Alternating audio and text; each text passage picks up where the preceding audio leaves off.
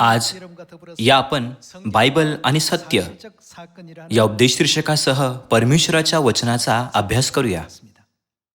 काही लोक म्हणतात बायबल अवैज्ञानिक आहे आणि वास्तविक घटनावर आधारित नाही, म्हणून याला स्वीकारले जाऊ शकत नाही. इथपर्यंत की परमेश्वरावर विश्वास ठेवणाऱ्यामध्ये देखील बायबल हे तथ्य आहे की नाही याबद्दल अनिश्चितता आहे.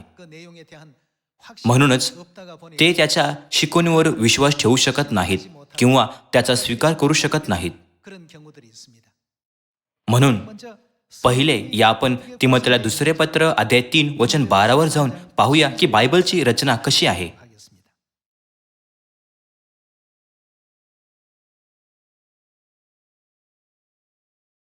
ख्रिस्त येशूमध्ये सुभक्तीने आयुष्यक्रमण करावयास जे पाहतात त्या सर्वांचा छळ होईल आणि दृष्ट व भोंदू माणसेही दुसऱ्यास फसवून व स्वतः फसून दृष्टपणात अधिक सरसावतील.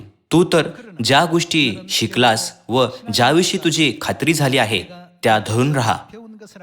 त्या कोणापासून शिकलास हे आणि बालपणापासूनच तुला पवित्र शास्त्राची माहिती आहे हे तुला ठाऊक आहे. ते ख्रिस्त येशूमधील विश्वासाच्या द्वारे तुला तारणासाठी ज्ञानी करावयाला समर्थ आहे. प्रत्येक परमेश्वर प्रेरित ते काय आहे? शास्त्रलेख सद्बोध. परमेश्वराने पवित्र आत्म्याचा वर्षाव केला आणि त्याला निर्माण केले. या आपण वचन 16 पुन्हा पाहूया. प्रत्येक परमेश्वर प्रेरित शास्त्रलेख सद्बोध, दोष दाखविणे, सुधारणूक, नीती शिक्षण याकरिता उपयोगी आहे, यासाठी की देवाचा भक्त पूर्ण होऊन प्रत्येक चांगल्या कामासाठी सज्ज व्हावा. सर्व लोकांनो, बायबल कोणी लिहिले आहे? हे आपल्याला स्पष्टपणे शिकवते की बायबल अशा लोकांद्वारे लिहिले गेले होते जे परमेश्वराच्या पवित्र आत्म्याने प्रेरित झाले होते. मग उत्पत्ती ते प्रकटीकरण पर्यंत ते वेगवेगळ्या युगामध्ये लिहिले गेले. जरी काही एकाच वेळी लिहिले गेले होते तरी त्यापैकी बहुतेक एकाच वेळेचे नाहीत. ही सर्व वस्तू जे परमेश्वराने दीर्घ कालावधीमध्ये लिहिले आहे ते एकत्रित केलेल्या भविष्यवाण्या आहेत. जरी संदेश ते वेगवेगळ्या ठिकाणचे होते, त्यांचे व्यवसाय वेगवेगळे होते आणि ते वेगवेगळ्या युगामध्ये अस्तित्वात होते, तरी परमेश्वर आपल्याला बायबलच्या माध्यमातून शिकवतात की मानवजाती या पृथ्वीवर का आली आणि आपण कोठे जात आहोत. यासाठी परमेश्वराने प्रत्येक युगामध्ये संदेष्टांना पाठवले. प्रत्येक परमेश्वर प्रेरित शास्त्रलेख सद्बोध. तिमोथेला दुसरे पत्र अध्याय 3 आपल्याला शिकवते की हे परमेश्वराच्या इच्छेनुसार लिहिले गेले होते. तिमोथेला दुसरे पत्र अध्याय 3 दुसऱ्या आवृत्तीमध्ये खालीलप्रमाणे नोंदवलेले आहे. बायबलमध्ये जे काही लिहिले आहे ते परमेश्वराच्या आत्म्याकडून आले आहे. हे आपल्याला अनेक प्रकारे मदत करते. बायबल आपल्याला सत्य काय आहे हे शिकवते. जेव्हा आपण चुकीच्या गोष्टी करत असतो तेव्हा ते आपल्याला चेतावणी देते. हे आपल्याला काय योग्य आहे ते दाखवते. हे आपल्याला चांगले जीवन कसे जगायचे हे शिकवते. म्हणून आपण हे समजले पाहिजे की बायबलमधील वचन परमेश्वराकडून आले आहेत आणि ते मनुष्यांच्या स्वतःच्या विचारानुसार लिहिलेले नाही. जेव्हा लोक नवीन करारातील प्रेषितांचे कृत्य किंवा पत्र वाचतात तेव्हा ते विचारतात, हे फक्त पौलाने लिहिलेले पत्र नाही का? असा गैरसमज आहे की बायबलची रचना मनुष्याने केली होती.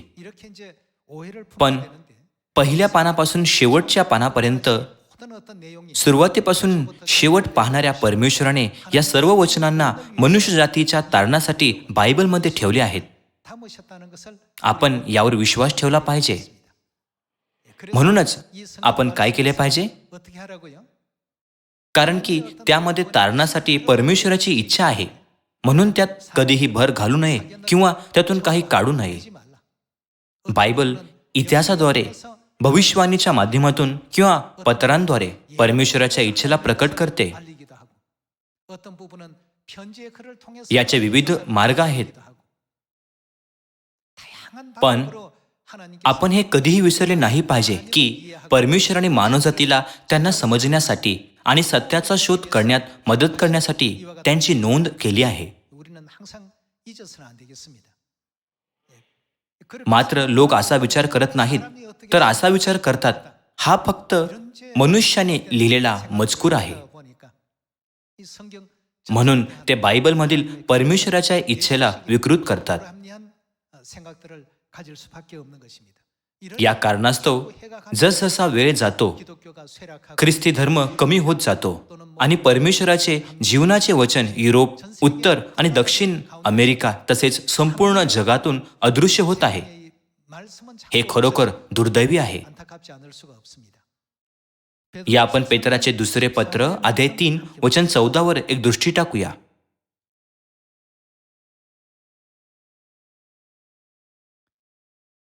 अध्याय 3 वचन 14 मध्ये असे लिहिले आहे, म्हणून प्रियजन हो, या गोष्टीची वाट पाहत असता तुम्ही त्याच्या दृष्टीने निष्कलंक व निर्दोष असे शांतीत असलेले त्याला आढळावे म्हणून होईल तितके प्रयत्न करा आणि आपल्या प्रभूची सहनशीलता तारणच आहे असे समजा. आपला प्रिय बंधू पौल याला देण्यात आलेल्या ज्ञानाप्रमाणे त्यानेही तुम्हास असेच लिहिले आहे आणि त्याने आपल्या सर्व पत्रात या गोष्टीचा उल्लेख केला आहे.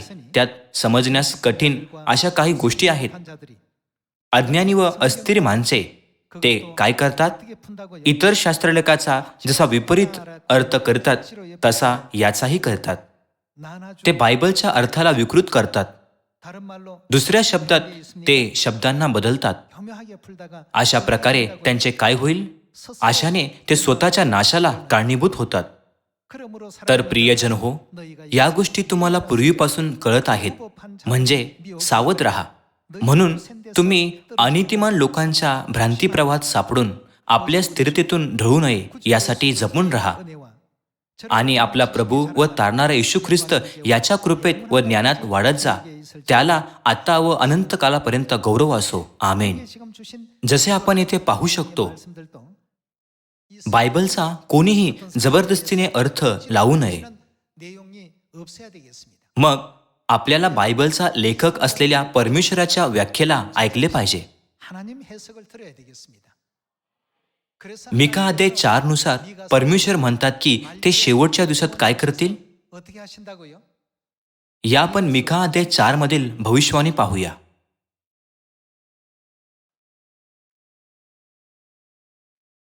मिका अध्याय 4 वचन 1 चे वचन म्हणतात, शेवटल्या दिवसात असे होईल की परमेश्वराच्या मंदिराचा डोंगर पर्वतांच्या माथ्यावर स्थापण्यात येईल आणि सर्व डोंगराहून तो उंच होऊन त्याकडे राष्ट्रे लोटतील. देशोदेशीच्या लोकांच्या झुंडी जातील व म्हणतील, चला आपण परमेश्वराच्या पर्वतावर याकोबाच्या देवाच्या मंदिराकडे चढून जाऊ. तो आम्हाला ते काय करतील? आपले मार्ग शिकवो. हे कधी होईल? शेवटल्या दिवसात. शेवटल्या दिवसात परमेश्वर येतील आणि आपल्याला त्यांचे मार्ग शिकवतील, म्हणजे आम्ही त्यांच्या पथांनी चालू. आपण नवीन सिद्धांत निर्माण करत नाही. बायबल आपल्याला शिकवते की परमेश्वराच्या वचनांना विकृत करणे चुकीचे आहे.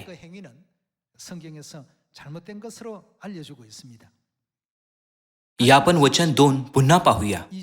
असे म्हटले आहे, कारण सियोनेतून शिक्षण व यरुशलेमेतून परमेश्वराचे वचन निघेल. शेवटल्या दिवसात आपण परमेश्वराकडून शिकले पाहिजे. म्हणूनच इब्री लोकास पत्र अध्याय 9 वचन 28 मध्ये लिहिले आहे का की जे त्यांची वाट पाहत आहेत त्यांच्याकडे ते दुसऱ्यांदा येतील. मग दुसऱ्यांदा आलेल्या परमेश्वराने बायबलच्या अधिकाराची व्याख्या कशी केली? बायबल ही काल्पनिक रचना नाही, तर पूर्ण होणाऱ्या घटनांचे वास्तव वर्णन आहे.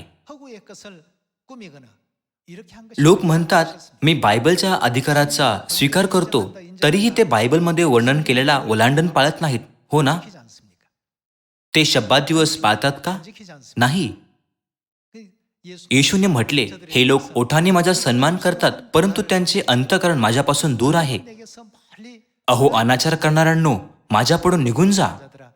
त्यांनी त्यांना नाकारले नाही का?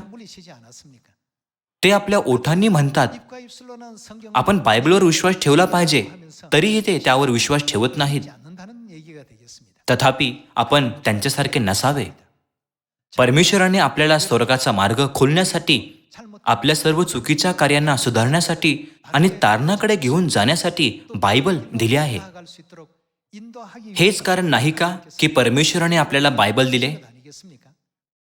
मग या आपण आधी पुष्टी करूया की बायबल सत्य आहे. या आपण योब अध्याय 26 वर जाऊया. योब अध्याय 26 वचन 7 मध्ये असे लिहिले आहे, त्याने उत्तरेकडील नभोमंडळ शून्य अवकाशावर पसरले आहे. त्याने पृथ्वी निराधार टांगली. येथे पृथ्वी हा शब्द पृथ्वी ग्रहाला दर्शवतो. त्यांनी ही पृथ्वी कोठे टांगली? निराधार टांगली आहे. येथे सर्वात महत्वाचा मुद्दा हा आहे की पृथ्वी रिकाम्या जागेवर लटकलेली आहे. योबाचे पुस्तक सुमारे 3500 वर्षापूर्वी लिहिले गेले होते. परमेश्वराने 3500 वर्षापूर्वी योबाच्या माध्यमाने हे सत्य प्रकट केले. सार्वभौमिक गुरुत्वाकर्षणाच्या सिद्धांताला अधिकृतपणे 1687च्या सुमारास न्यूटन नावाच्या शास्त्रज्ञाच्या माध्यमाने समजले गेले. मग त्या काळापूर्वीचे लोक पृथ्वीबद्दल काय विचार करत होते? लोकांचा असा विचार होता की ही भूमी एका विशाल हत्तीच्या पाठीवर तयार झाली आहे. पृथ्वी गोल आहे. पृथ्वी ब्रह्मांडात लटकलेली आहे. हे कल्पनेच्या पलीकडचे होते. मात्र आता सर्व लोक विश्वास ठेवत नाहीत का की पृथ्वी ब्रह्मांडात लटकलेली आहे? आजच्या वेळेत कृत्रिम उपग्रह ब्रह्मांडातून उड्डाण करून पृथ्वीचा फोटो घेतात. आश्चर्याची गोष्ट म्हणजे परमेश्वराने 3500 वर्षापूर्वी एका संदेष्टा मार्फत हे प्रकट केले होते. पण त्यावेळच्या लोकांचा यावर विश्वास होता का? त्यांच्या वैज्ञानिक ज्ञानाच्या आधारे हे अकल्पनीय होते की पृथ्वी ब्रह्मांडात लटकलेली आहे. पण परमेश्वराने हजारो वर्षापूर्वी काय म्हटले होते? पृथ्वी अवकाशात निराधार टांगली आहे. हे आपल्याला याची पुष्टी करण्यास परवानगी देत नाही का की बायबल परमेश्वराचे वचन आणि सत्य आहे? बायबल विज्ञानाच्या आधी असल्याने आपल्या मर्यादित बुद्धीने आपण परमेश्वराच्या इच्छेला समजू शकत नाही. त्यामुळेच त्यावेळच्या लोकांसाठी सत्याला स्वीकारणे खूप कठीण होते. आपण म्हणतो स्वर्गाचे राज्य सार्वकालिक आहे. बायबल म्हणते की स्वर्गाचे राज्य आहे का नाही? मात्र लोक यावर विश्वास ठेवत नाहीत. आपण म्हणतो नरक आहे, मात्र लोक याबद्दल शंका घेत नाही का? त्यांचा यावर विश्वास नसल्यामुळे ते स्वर्गाचा मार्ग शोधण्यात अपयशी ठरतात. लोक दयनीय आणि मूर्ख स्थितीत आहेत कारण की ते हे समजून घेण्यासाठी येत नाहीत की नरकापासून कसे वाचावे. हो ना? परमेश्वराची सर्व वचने लोकांच्या विचारांपेक्षा हजारो वर्षे पुढे आहेत आणि परमेश्वराने आधीच बायबलच्या माध्यमातून मानवजातीला सत्य ज्ञात करून दिले आहे. या आपण योब अध्याय 36 वचन 24 पाहूया. अध्याय 36 वचन 24 मध्ये असे लिहिले आहे, लोकांनी गायन रूपे त्याच्या करुणेचा महिमा वर्णिला आहे. त्या गाण्यांचे स्मरण ठेव. सर्व मनुष्य ती पाहत राहतात, मानव ती दुरून पाहतो. वचन 26, पहा देव थोर आहे, तो आम्हास अगम्य आहे. त्याच्या वर्षांची संख्या अगण्य आहे. तो जलबिंदू आकर्षितो. त्यांची वाफ होऊन ते पर्जन्य रूपाने पाडतात. मेघ त्यांची वृष्टी करतात. ते लोकसमूहावर विपुल वर्षाव करतात. तो जलबिंदू आकर्षितो या शब्दाचा अर्थ पाण्याचे बाष्पात रूपांतरण होणे आणि ते हवेत उचलले जाणे आहे. ते ढग बनतात जे नंतर मुसळधार पावसाच्या रूपात पडतात. आपण पाहू शकतो की परमेश्वराने योबाच्या अध्याय 36 पुस्तकामध्ये जलचक्राचे वर्णन केले होते. जेव्हा लोकांना वाटत होते की पाऊस म्हणजे फक्त आकाशातून पडणारे पाणी आहे. 17व्या शतकात मानवजातीने जलचक्राचे वैज्ञानिक आवड दाखवली आणि सिद्धांताचे आयोजन केले. त्यामुळे परमेश्वराचे वचन नेहमी मानवजातीच्या वैज्ञानिक समजपेक्षा पुढे असते. जर बायबलमध्ये या प्रकारे लिहिले आहे तर आपण विश्वास ठेवला पाहिजे की बायबल सत्य आहे. त्या दिवसामध्ये लोकांनी विचारले असेल, पाणी आकाशात कसे चढते? मी हे कधीच पाहिले नाही. ते नक्कीच खोटे असावे. माझा यावर विश्वास नाही. केवळ सुमारे 400 ते 500 वर्षापूर्वी 17व्या शतकात लोकांनी याचा शोध लावला. मात्र परमेश्वराने 3500 वर्षापूर्वी संदेष्टाच्या माध्यमातून याची नोंद केली होती. हो ना? आज मी हे तुमच्यासोबत सामायिक करण्याचे कारण हे आहे की बायबलमध्ये लिहिलेली प्रत्येक गोष्ट सत्य आहे आणि आपण यावर विश्वास ठेवला पाहिजे. त्या क्षणी लोकांनी यावर विश्वास ठेवला नसेल, पण जेव्हा वेळ येईल तेव्हा सर्व लोक म्हणतील ते खरे होते. बायबलने खरोखर काय होणार आहे याची नोंद केली आहे. आज मी तुम्हाला काही समान उदाहरणे देईल. येशू येण्याच्या सुमारे 700 वर्षापूर्वी यशाया हा संदेष्टा होता. यशाया अध्याय 53 मध्ये ख्रिस्ताबद्दल नोंद आहे जे 700 वर्षानंतर येतील.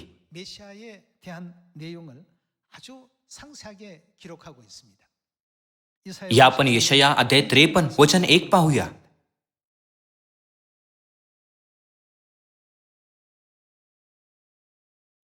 आम्ही ऐकलेल्या वार्तेवर कोणी विश्वास ठेवला आहे? परमेश्वराचा भुज कोणास प्रकट झाला आहे? कारण तो त्याच्यापुढे रोपासारखा, वृक्ष भूमीतील अंकुरासारखा वाढला. त्याला रूप नव्हते, त्याला शोभा नव्हती. त्याच्याकडे पाहिले तर त्याचवर मन बसेल असे त्याच्या ठायी सौंदर्य नव्हते. तुच्छ मानलेला, मनुष्याने टाकलेला. यशाया संदेष्टाने एका विशिष्ट व्यक्तीबद्दल भविष्यवाणी केली जे 700 वर्षानंतर प्रकट होईल आणि त्याला मानवजातीद्वारे नाकारले जाईल. क्लेशांनी व्यापलेला व व्याधीशी परिचित असलेला असा तो पुरुष पाहून लोक तोंडे फिरवीत व त्याला तुच्छ लेखीत आणि त्याला आम्ही मानले नाही. वचन 4, खरोखर आमचे व्याधी त्याने आपल्यावर घेतले, आमचे क्लेश त्याने वाहिले. तरी त्याला ताडण केलेले, देवाने त्यावर प्रहार केलेले व त्याला पिडिलेले असे आम्ही त्याला लेखले. खरे पाहिले असता तो आमच्या अपराधामुळे घायल झाला, आमच्या दुष्कर्मामुळे ठेचला गेला. आम्हास शांती देणारी अशी शिक्षा त्याला झाली. त्यास बसलेल्या फटक्यांनी आम्हास आरोग्य प्राप्त झाले. आम्ही सर्व मेंढराप्रमाणे भकून गेलो होतो. आम्ही प्रत्येकाने आपापला मार्ग धरला होता. अशा आम्हा सर्वांचे पाप परमेश्वराने त्याजवर लादले. अशा प्रकारे परमेश्वराने यशाया संदेष्टाला सर्व गोष्टीची नोंद करून दिली जे 700 वर्षानंतर होईल. मग या घटना 700 वर्षानंतर घडल्या का? सर्व काही जसे लिहिले होते तसेच घडले. या आपण याचे परीक्षण करणे सुरू ठेवूया. त्याचे हालहाल केले तरी ते त्याने सोशिले, आपले तोंड सुद्धा उघडले नाही. व दाव्यास नेत असलेल्या कोकऱ्याप्रमाणे, लोकर कातरण्यापुढे गप्प राहणाऱ्या मेंढराप्रमाणे तो गप्प राहिला, त्याने आपले तोंड उघडले नाही. या सर्व गोष्टी आपल्या पापामुळे घडतील. या आपण वचन 8 पाहूया. त्याच्यावर जुलम करून व खटला चालवून त्याला घेऊन गेले, जिवंताच्या भूमीतून त्याला काढून टाकिले आणि माझ्या लोकांच्या पातकामुळे त्याला ताडण करण्यात आले. असा त्या पिढीच्या लोकांपैकी कोणीतरी विचार केला काय?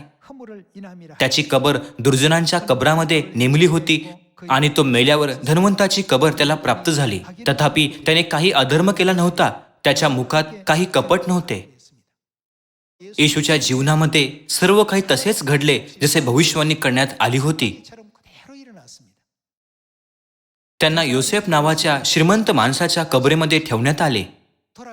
तसेच त्यांना कोणासोबत क्रूसवर खेळले होते? ते 2 लुटारूसोबत क्रूसवर खेळले गेले. त्यांना फटके मारण्यात आले होते का नाही? त्यांना अन्यायपूर्वक दोषी ठरवले गेले होते का नाही? त्यांना भोसकण्यात आले होते का नाही? पहिल्यापासून शेवटपर्यंत सर्व काही पूर्ण झाले. म्हणूनच आपण पुष्टी करू शकतो की बायबलमध्ये परमेश्वराचे वचन आहेत, जे भविष्यातील घटनांची भविष्यवाणी करण्यासाठी आधीच लिहिले गेले होते. आपण याची पुष्टी देखील करू शकतो की हे शब्द कल्पित कथा किंवा एखाद्याची कल्पना नाहीत, हो ना? आपण बायबलच्या पूर्ण अधिकाराला कायम ठेवून त्यामध्ये कधीही जोडू किंवा काढू नये. असे यासाठी आहे कारण की हे परमेश्वराचे वचन आहे. परमेश्वराने तारणाची प्रत्येक योजना 0.001% देखील त्रुटीशिवाय तयार केली. मात्र एक मनुष्य कसे म्हणू शकतो हे असे किंवा तसे असले पाहिजे? खरोखर येशूने या वचनांची पूर्णता तशीच केली जशी ती यशाया अध्याय 53 मध्ये लिहिली होती. या आपण मत्ते अध्याय 27 वचन 57 वर जाऊन याची पुष्टी करूया.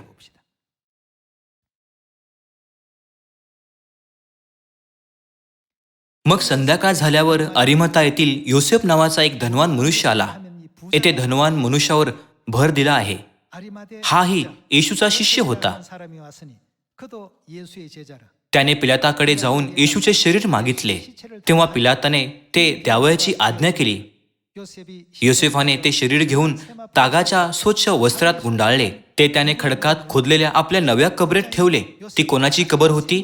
ती धनवान माणसाची कबर होती. एक मोठी धोंड लोटून ती कबरेच्या दाराला लावली आणि तो निघून गेला. यशाया अध्याय 53 मधील भविष्यवाणी 700 वर्षानंतर पूर्ण झाली का? हो. ही देखील भविष्यवाणी करण्यात आली होती की त्याला दुष्टांसोबत कबर दिली जाईल. या आपण लूक अध्याय 23 मध्ये याची पुष्टी करूया. लूक अध्याय 23 वचन 39.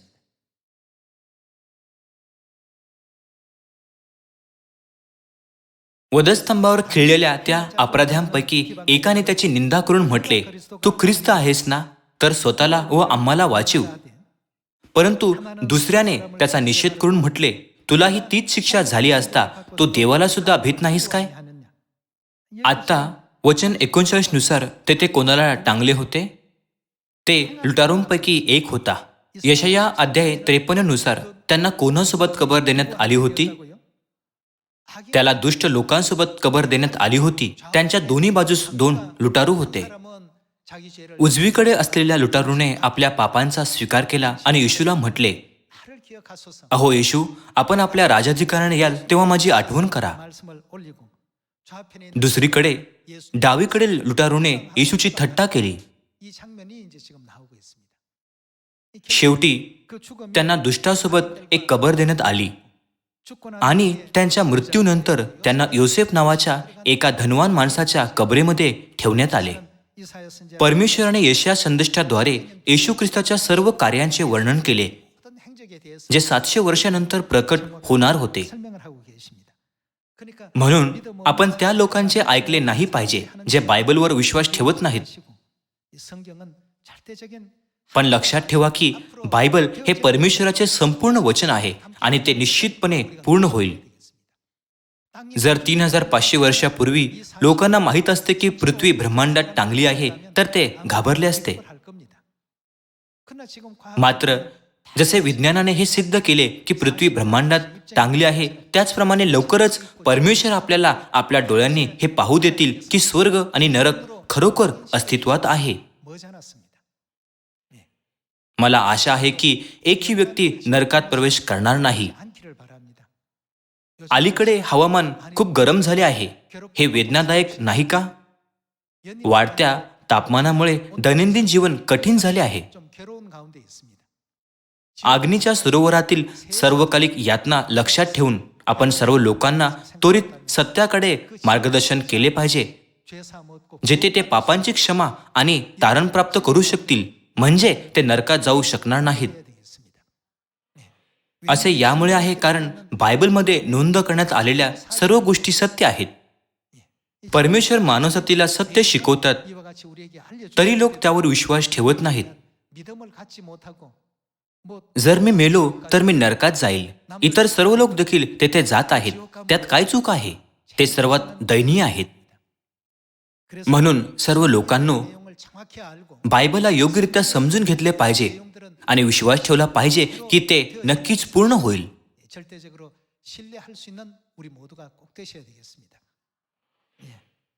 या आपण योहान अध्याय 19 वर जाऊया. यशाया अध्याय 53 मधील भविष्यवाणी जी सांगते की येशूला भोसकले जातील, ही देखील पूर्ण झाली. योहान अध्याय 19 वचन 33. परंतु येशू जवळ आल्यावर तो मरून गेला आहे हे पाहून त्यांनी त्याचे पाय मोडले नाहीत. तरी शिष्यापैकी एकाने त्याने काय केले? त्याच्या कुशीत भाला भोसकला आणि लागलेच रक्त व पाणी बाहेर निघाले. ज्याने हे पाहिले त्याने साक्ष दिली आहे. त्याची साक्ष खरी आहे व आपण खरे बोलतो हे त्याला ठाऊक आहे, यासाठी की तुम्हीही विश्वास ठेवावा. त्याचे हाड मोडणार नाही. हा शास्त्रलेखामध्ये जे म्हटले आहे ते काय असेल? पूर्ण व्हावा म्हणून या गोष्टी घडल्या. भविष्यवाणी पूर्ण झाली. शिवाय दुसऱ्याही शास्त्रलेखात असे म्हटले आहे की ज्याला त्याने वधिले त्याच्याकडे ते पाहतील. हे आपल्याला यशाया अध्याय 53 आठवण करून देते. पाहिले असता तो आमच्या अपराधामुळे घायल झाला, आमच्या दुष्कर्मामुळे ठेचला गेला. हे असे आहे की जसे यशाया संदेष्टाने टाइम मशीनमध्ये येशूच्या काळापर्यंत प्रवास केला, सर्व काही पाहिले आणि 700 वर्षापूर्वी त्याची नोंद केली. आपण हे लक्षात ठेवले पाहिजे की बायबलमध्ये ही वैशिष्ट्ये आहेत. अशा प्रकारे 2000 वर्षापूर्वी आलेल्या येशूने देखील आपल्याला याबद्दल शिकवले. या आपण लूक अध्याय 24 वचन 25 पाहूया.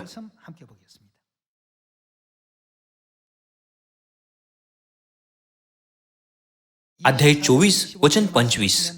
मग तो त्यांना म्हणाला, अहो निर्बुद्ध व संदेष्टांनी सांगितलेल्या सर्व गोष्टीविषयी विश्वास धरण्यास मतिमंद अशा माणसांनो, जर त्यांनी यावर पूर्णपणे विश्वास ठेवला असता तर हे खूप सोपे झाले असते, पण त्यांना शंका होती. म्हणून येशूने म्हटले, अहो निर्बुद्ध. ख्रिस्ताने ही दुःखे सोसावे आणि आपल्या गौरवात जावे याचे अगत्य नव्हते काय? मग त्याने मोशे व सर्व संदेष्टे यांच्यापासून आरंभ करून संपूर्ण शास्त्रातील आपणाविषयीच्या गोष्टीचा अर्थ त्यांना सांगितला. बायबलमध्ये जे काही लिहिले आहे त्यावर आपल्याला दृढ विश्वास ठेवला पाहिजे. संकोच करण्याची गरज नाही. या आपण मत्तय अध्याय 26 द्वारे याची पुष्टी करूया.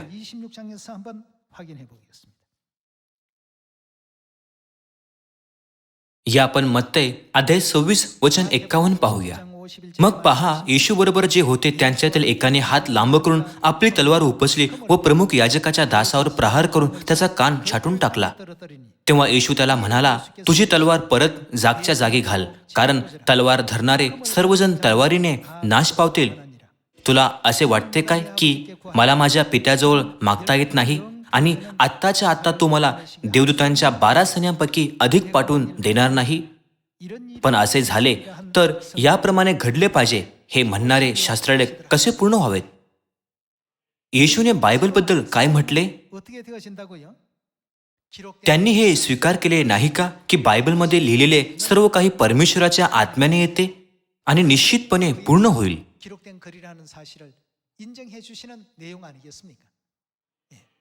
त्यांचा अर्थ होता, जरी तुम्ही असे केले तरी भविष्यवाणी पूर्ण होईल. तुझी तलवार परत जागच्या जागी घाल. याद्वारे आपण समजू शकतो की बायबलमधील भविष्यवाण्या नक्कीच पूर्ण होतील, नाही का?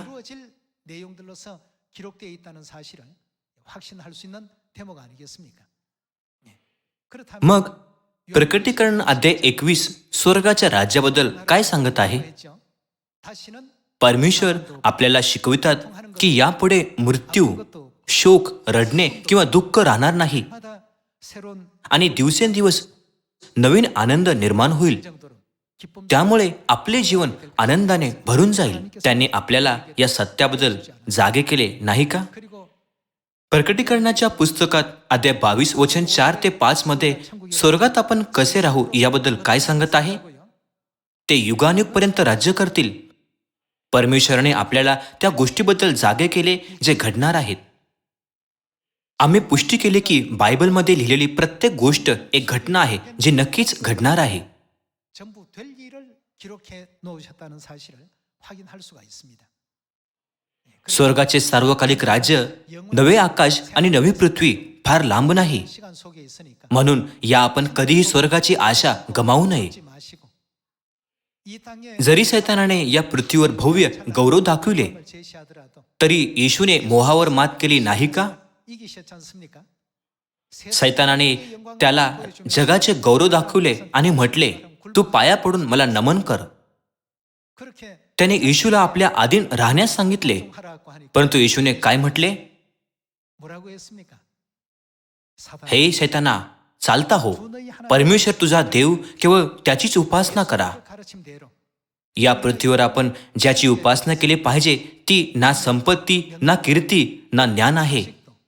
그 어떤 것도 아닙니다. आपण फक्त परमेश्वराची उपासना केली पाहिजे.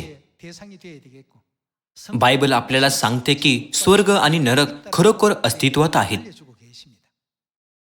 स्वर्गाचे राज्य अस्तित्वात आहे. 사실입니다. 지옥 नरकाच्या बाबतीतही हेच खरे आहे. 그렇다면 우리 또 म्हणून मी तुम्हाला परमेश्वराचे सुंदर आणि कृपापूर्ण वचन आपले कुटुंब, मित्र, परिचित 아름답고 은혜 आणि शेजाऱ्यांबरोबर सामायिक करण्याचा प्रयत्न करण्यास सांगतो, जेणेकरून हे वर्ष कृपेने भरलेले असेल. 모두가 또 수고하시고 노력해 주시길 부탁드립니다. 예, 여러 가지 어려운 आपल्या सियोन परिवारातील सदस्य जे विविध आव्हानामध्ये विश्वास ठेवत आहेत, चला आपण खंबीर राहूया. 그리고 우리 시온 가족 तुमच्यापैकी प्रत्येकाला स्वर्गाची संतान होण्यासाठी प्रामाणिकपणे विनंती करून 자녀들 꼭 मी आजचा उपदेश समाप्त करू इच्छितो. 말씀 마치도록 तुमचे आभार.